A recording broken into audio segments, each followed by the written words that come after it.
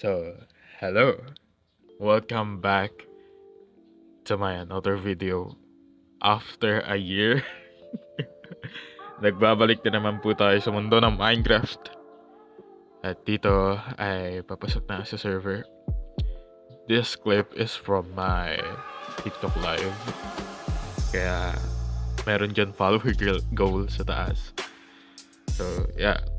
This clip I mean, nitong nag-live ako, kakatapos lang namin mag-opening, which is around afternoon. Nag-live ako around evening na. So, wala siyang, it doesn't really have that much context or clips kasi hindi kinaya ng PC ko. Hindi kaya ng PC ko yung pagla-live ng Minecraft at nagka-crash yung TikTok studio ko. Pero sa clip naman na ito ay papunta lang naman ako sa assigned district or area namin for build members. I'll explain why it's only Minecraft SMP Season 2 na lang at hindi na collaboration. So dito ay magsisimula ang bago nating journey. At hopefully hindi na lang ito ulit episode 1. Gagawin ko na ito ng episode 2. Promise. So, itong server kasi namin na gamit sa clip na to ay Aternos. Hindi pa kami paid hosting yan. Kaya, hindi siya malag talaga. Hindi nga naglo-load agad yung mga chunks, so it's not on my PC na sa server hosting talaga yan. So, some part of these clips are kind of, malag. Hanggang sa dulo yan, may mga malalag na clips. Like, nag-drop yung FPS kasi, yun. Sorry na. Yun ang kinayana ng device ko. Pero, yun. Yung mga ibang build members ay nauna na talaga sa akin.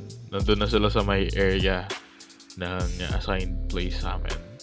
Kasi, after opening, naglaro na rin agad sila. Ako naman, nagstay lang. Nagpahinga ako kasi it was really tiring yung opening at it's stressing, okay? So dito, yun, di na ako magalaw. Di na nag-load yung chunks. At nagloloko rin yung PC ko. Naglalag na siya. Pero yun lang naman sa clip na to. So now, explanation time. Ang mundong ito ay nabuo ng mayroong iisang layunin. At iyon ay ang pagsamahin at pagkaisahin ang dalawang panig ng build at Minecraft SMP. Ang kanilang istorya ay magsisimula pa lamang, ngunit mayroong mga kaganapan na hindi kaaya-aya ang kanilang naranasan. Bilang isa sa mga bagong miyembro ng build sa panahong iyon, ay masasabi kong naging masaya ako sa ating pananatili sa mundong ito. Naging masaya ako na makasama kayo. Masaya ako at nagpapasalamat sa mga alaalang iniwan nyo. Sa muli, ako ang inyong Kuya Haru na nagpapasalamat na sa kahit kakaunting oras ay nakasama ko kayo. Aabangan ko ang muli nating pagkikita. Paalam. So, ayun na nga. Matapos ang drama na yun, back to reality na tayo. So, yun. Papakita ko lang naman yung mga progress ko dito sa current pace ko with Roblox Boss. So, dito, may village talaga dyan. Yun, pinantay ko lang. Sinira yung mga bahay, pinantay ko yung lupa, papalitan ko pa yung mga stone ng grass block.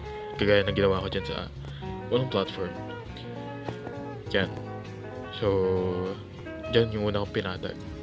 Dito, pinakita ko lang yung yan. Naka full enchants na ako. Lahat ng items. Maxed out. Yan. Dito, gagawa pa ako ng raid farm. Gumawa na rin ako ng iron farm / trading hall. Yung gold farm, nakaraan ko lang din ginawa yan. Para may magamit si Roblox Boss. Pero, yeah, that's pretty much it. So, I hope you guys enjoyed this video. At yeah, peace out.